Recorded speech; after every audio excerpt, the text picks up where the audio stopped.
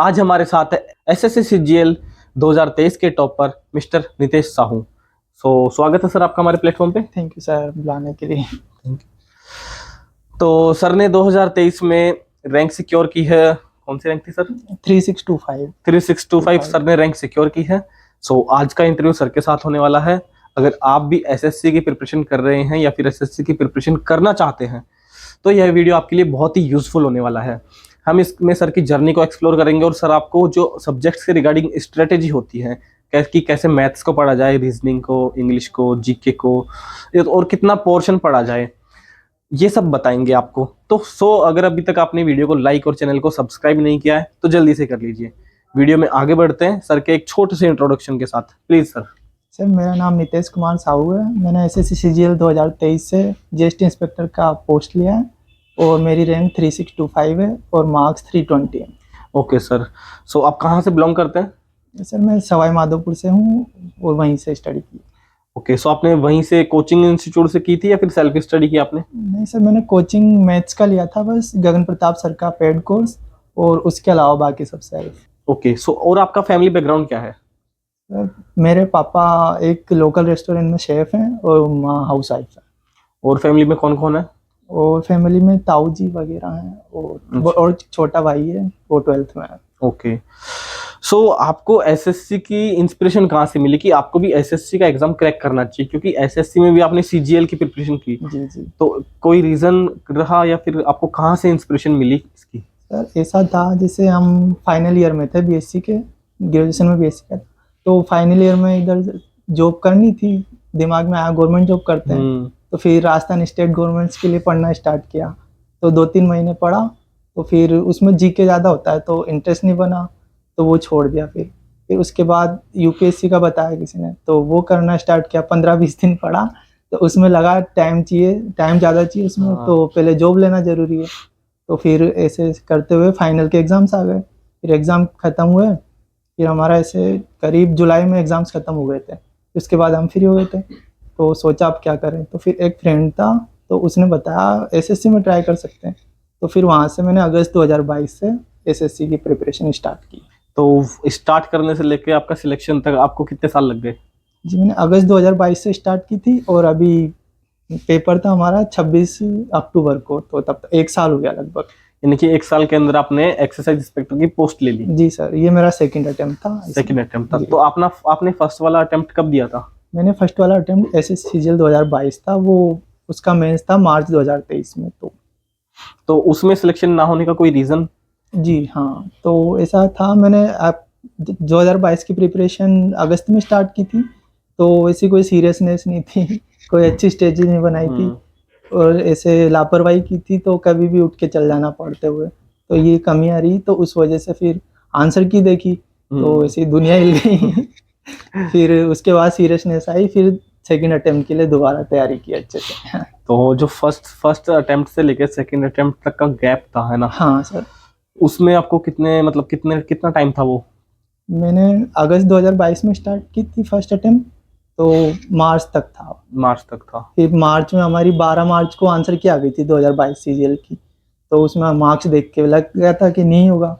तो फिर उसके बाद 12 मार्च को मैंने दोबारा लाइब्रेरी ज्वाइन की, फिर अच्छे से तैयारी स्टार्ट की। ओके, जैसा कि आपने बोला लाइब्रेरी ज्वाइन की। हाँ। तो क्या घर से पढ़ाई नहीं हो पाती कि लाइब्रेरी ज्वाइन करनी पड़ती है? हाँ, घर पे वो रूटीन नहीं बैठ पाता डेली का, तो इस वजह से। तो लाइब्रेरी में यानी कि एक माहौल मिलता है, हाँ, इसलिए माहौल भी और कंटिन्यूटी रहती है, तो इस वजह से। ओके। और आपके फैमिली का रिएक्शन कैसा था जब आपका रिजल्ट आया, आपका सिलेक्शन हुआ? तो ऐसा, हमारी फैमिली में कोई जॉब है नहीं, तो पापा बहुत खुश थे, मम्मी भी खुश थी और बाकी सब खुश थे। और पहले आप जॉबलेस थे, है ना? हाँ, और अब आपका सिलेक्शन हो गया, आप एक्सरसाइज इंस्पेक्टर बन चुके हैं, तो अब आपको कैसा फील आ रहा है बनने के बाद? अजीब सा प्राउड फील हो रहा है खुद पे, और ऐसा लग रहा है कुछ किया है, तो बस। ओके, और तो जैसा कि आपने बोला कि प्राउड फील हो रहा है ना? हाँ। जब तक आप कोई एग्जाम क्लियर नहीं कर लेते हैं ना, तब तक वो बहुत बड़ा लगता है। हाँ। तो आपको एसएससी भी बहुत बड़ा लग रहा होगा कि कितना बड़ा एग्जाम है। पहले बहुत बड़ा लगता था, अब कुछ लगता नहीं है, ऐसे जैसे मेहनत करो तो सब होता है, इतना कोई हार्ड नहीं है।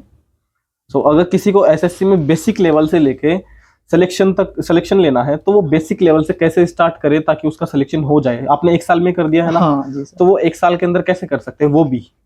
तो सबसे पहले आपको सिलेबस देखना है, तो अपनी स्ट्रांगनेस देखनी है अपने कौन से सब्जेक्ट में है, तो उस हिसाब से अपनी स्ट्रेटजी बनानी है। मैंने यही किया था। फर्स्ट अटेम्प्ट में कुछ स्ट्रेटजी नहीं बनाई थी मैंने, तो फिर उसके बाद सेकंड अटेम्प्ट के लिए सिलेबस अच्छे से देखा, फिर अच्छे से स्ट्रेटजी बनाई और कंटिन्यूटी रखी और कंसिस्टेंसी, तो इस वजह से फिर ऐसे हो। ओके, सो जैसा कि आप बता रहे हैं गुड स्ट्रेटजी है ना, हाँ। इसकी वजह से सिलेक्शन हुआ। आपके पास रोड मैप होना चाहिए, आपको क्या क्या करना है, कितने टाइम में करना है, तो ऐसा। ओके, सो जैसा कि आप स्ट्रेटजी की बात कर रहे हैं तो आप अपनी स्ट्रेटजी को भी थोड़ा एक्सप्लोर करें। लाइक पहले आप मैथ के लिए बताएं, फिर मैं आगे पूछता हूँ। पहले आप मैथ के लिए जो आपने स्ट्रेटजी फॉलो की है, कहाँ कहाँ से रिसोर्सेज को लिया है, वो थोड़ा बताएं। तो मैंने जैसे बताया 12 मार्च को दोबारा मैंने लाइब्रेरी ज्वाइन की थी, तो तब उससे पहले पढ़ाई स्टार्ट करने से पहले मैंने अपनी स्ट्रेटजी बनाई थी। मेरे पास 4.5 महीने थे प्री के लिए, तो मैंने अपने 4.5 महीनों को 2 पार्ट में डिवाइड किया था, शुरू के 2.5 महीने और लास्ट वाला 1.5 महीना। तो शुरू के 2.5 महीने में मैंने कोर्स खत्म करने का किया था, बस ऑन कोर्स कवर अप करना, कोर्स कवर करना है और कुछ नहीं। फिर सेकंड जो 1.5 महीना बचा, तो उसमें सारी प्रैक्टिस और मॉक्स वगैरह बनाने थे। तो मेरी मैथ की स्ट्रेटजी ये थी, तो मेरा गगन सर से कोर्स किया और कोर्स करने के बाद हर चैप्टर खत्म होने के बाद हाथों हाथ में किरण पब्लिकेशन से प्रीवियस ईयर क्वेश्चन लगाता था, और उसके अलावा यहाँ से जो प्रैक्टिस हो जाती थी, फिर टाइमिंग के लिए थोड़ी स्पीड बढ़ाने के लिए मैं टेक्स्ट बुक से सेक्शनल देता था, तो उससे क्या टाइमिंग चलता था, तो सेक्शनल में फिर स्पीड ऐसे इंक्रीज हुई, और मैथ का यही था बस। और आपने मैथ के लिए कौन सी बुक पढ़ी है फिर? मैथ के लिए मैंने गगन सर के क्लास नोट्स वाले बस Only क्लास लिया, और मैंने नोट्स नहीं बनाए थे क्योंकि टाइम था नहीं, तो उनके क्लास नोट्स ले आया था, तो उसी में से रिवाइज और फिर प्रैक्टिस। क्लास नोट्स ले आए थे, मतलब अवेलेबल है? हाँ अवेलेबल है उनके बुक स्टोर हाँ, फ्लिपकार्ट या अमेज़न दोनों मंगवा पे सकते हैं। हाँ मंगवा सकते ओके, और जो इंग्लिश एक बहुत बड़ा सब्जेक्ट माना जाता है, जिसको नहीं आती है उसके लिए बहुत बड़ा है ना? हाँ क्योंकि मोस्टली जो स्टूडेंट्स होते हैं वो हिंदी मीडियम से होते हैं ना। हाँ, अगर आप इंग्लिश मीडियम से हैं तो आपकी वो बहुत स्ट्रॉन्ग पॉइंट आपका है ना, हाँ आपको उतनी मेहनत नहीं करनी। अगर कोई हिंदी मीडियम से है और उसका बैकग्राउंड हिंदी होने की वजह से वो इंग्लिश पे ध्यान नहीं दे पाते, जी जी। तो फिर वो इंग्लिश को कैसे कवर अप किया आपने और इसकी स्ट्रेटेजी क्या है? ऐसे था, इंग्लिश में मेरा इतना ज़्यादा इशू नहीं था, ठीक थी, फिर भी मैंने इंग्लिश के लिए थोड़ा ज़्यादा ही ध्यान दिया था क्योंकि वेटेज ज़्यादा था मेंस में। तो मैंने इंग्लिश के लिए, ग्रामर के लिए मैंने नीतू सिंह मैम की बुक, और वोकैब के लिए ब्लैक बुक, तो वो इनफ है।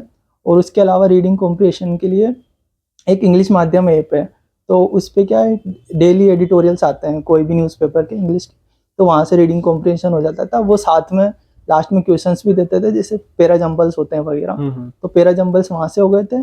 और क्लोज टेस्ट के लिए मैंने 1-2 वीडियो देखी थी यूट्यूब से, और फिर टेक्स्ट बुक से सेक्शंस लगाता था इंग्लिश के, उससे सेक्शंस बहुत लगाए मैंने, करीब 250-300, तो वहाँ से बाकी क्लोज टेस्ट और PQRS की प्रैक्टिस हो गई थी, और ग्रामर की प्रैक्टिस वगैरह सब वहाँ से हो गई। तो ये जो आप क्वेश्चन प्रैक्टिस कर रहे हैं, ये प्रिपरेशन करते जिसे आपने जिस दिन से पढ़ना स्टार्ट किया है उसी दिन से कर रहे हैं ना? हाँ जी। और मतलब कुछ लोग ऐसा होते हैं कि पहले एक बार होता है कि सिलेबस कवर अप कर लेते हैं, उसके बाद प्रैक्टिस करेंगे। नहीं, मैंने प्रैक्टिस साथ में स्टार्ट की थी इंग्लिश की, तो हाँ।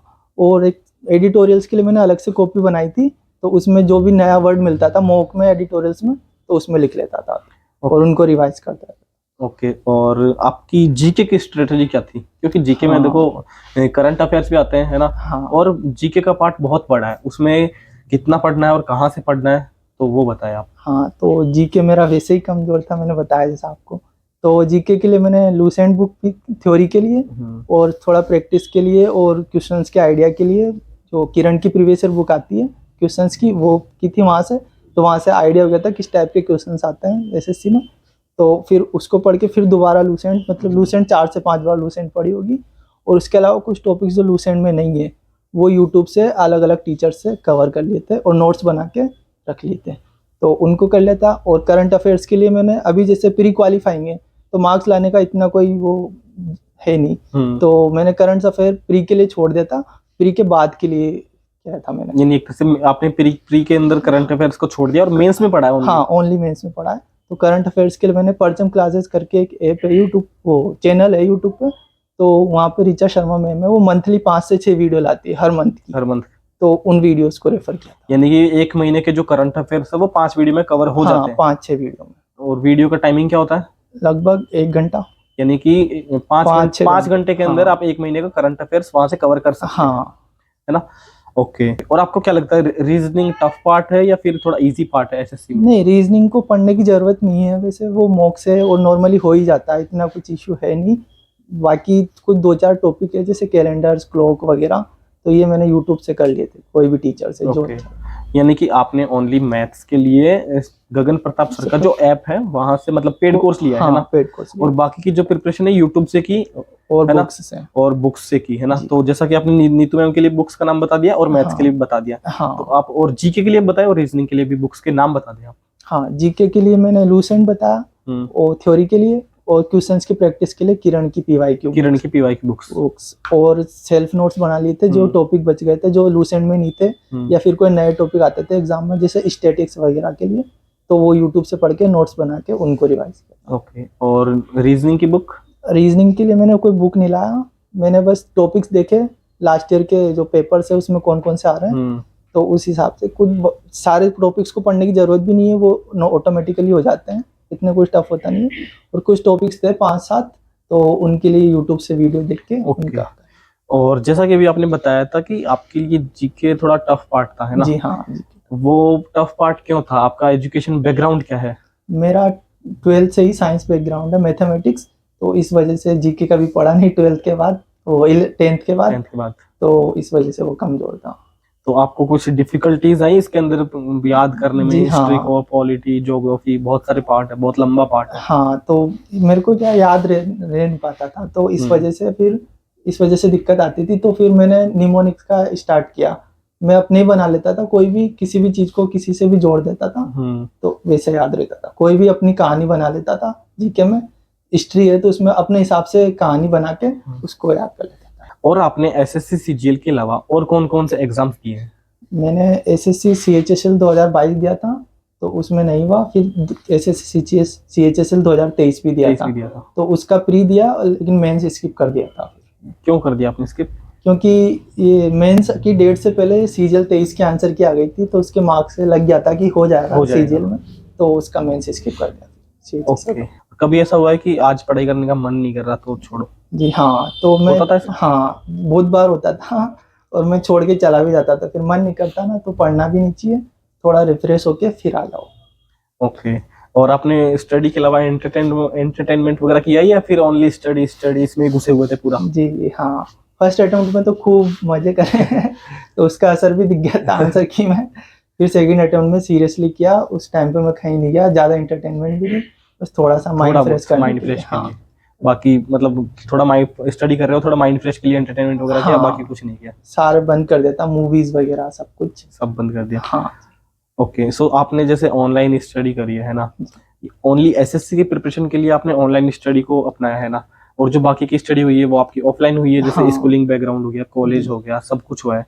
तो ऑनलाइन वर्सेस ऑफलाइन कौन सी स्टडी बेटर होती है प्रिपरेशन के लिए, या फिर कैसे भी मान सकते हैं? जी, मेरे लिए पर्सनली बताऊं तो मेरे को ऑनलाइन अच्छा लगता है, क्योंकि ऑफलाइन में ज़्यादा टाइमिंग भी जाता है, और ऑनलाइन में अपन अपनी कन्वीनियंस के हिसाब से कभी भी पढ़ सकते हैं, स्पीड भी बढ़ा सकते हैं, तो वो बेटर लगता है मुझे। इसमें यानी कि टाइम सेव होता है, मनी सेव होता है, सब कुछ। मैं 2x पे पढ़ता था, तो मेरा टाइम भी सेव होता था, और ऑफलाइन के मुकाबले आना जाना, तो वो भी टाइम सेव। हाँ, और जैसा कि मैंने बोला 2x पे पढ़ते थे। हाँ, तो 2x पे पढ़ने का मतलब, उसका पहले ये बताइए उसका मीनिंग क्या है? 2x पे क्यों पढ़ रहे हैं आप? उसको मतलब जो नॉर्मल स्पीड है उस पे भी तो पढ़ सकते हैं, 2x पे मतलब इतनी जल्दी क्या है?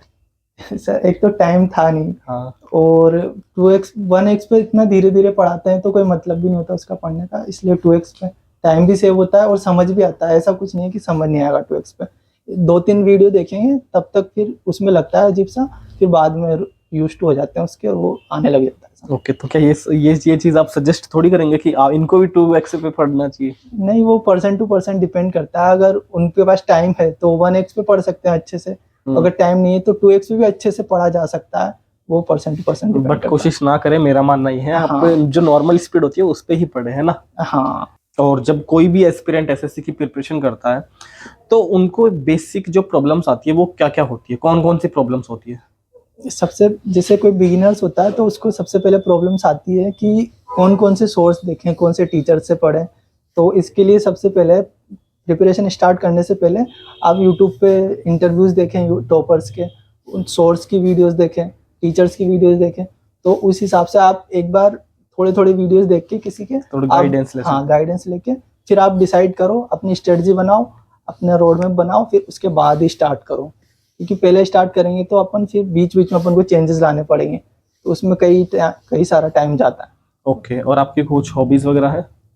हॉबीज तो कुछ नहीं सर, बस सीरीज देखना mostly। ओके। और आपका कोई मैसेज है या फिर आपकी कोई टिप्स है इनके लिए कि अगर ये प्रिपरेशन कर रहे हैं तो उस प्रिपरेशन को थोड़ा इजी कैसे कर सकते हैं? क्योंकि कभी कभी प्रिपरेशन बहुत टफ हो जाती है, क्योंकि हाँ स्टार्टिंग में तो इजी लगती है, जी। बट जैसे जैसे जैसे प्रिपरेशन होती है, टाइम बीतता जाता है, फिर प्रेशर भी आता है, तो वो एक बहुत टफ लगने लगती है कि होगा या नहीं होगा। हाँ। तो आपका कोई मैसेज या फिर आपकी कुछ टिप्स इनके लिए?